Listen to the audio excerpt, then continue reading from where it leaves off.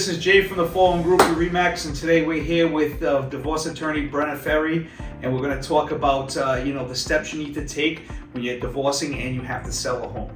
So Brenda, the other party leaves a home. Now, can the party that stays, can they change the locks? Can they remove stuff? Can they do some demolition on the house? Can they do anything to the house whatsoever? They cannot do anything to the house because they still own it as joint owners, so they both have a legal right to it. So you can't change the locks. The person can still come and go and get their personal belongings. They can't take out any marital assets unless there's a property settlement agreement or some type of an agreement that the judge approves. So otherwise, everything remains status quo. So while the other person's living in the home, what are reasonable things that they can do to the property?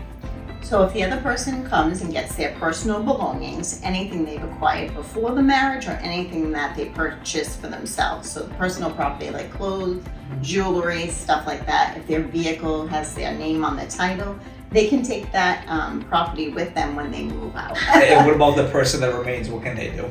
They still have to keep the house exactly as is. If the house is going to be put on the market by you, then obviously they need to keep it up to date as far as cleanliness and making sure that the property is taken care of inside as well as outside. And they can split the cost for that as well. Okay. And that makes sense too, because once the home's on the market, it's going to be a showroom, so you do want to have it pristine and nice. Absolutely. So that way you can get top dollar for And it. that's definitely where you help me, especially if there's a restraining order and I can't talk to the other person.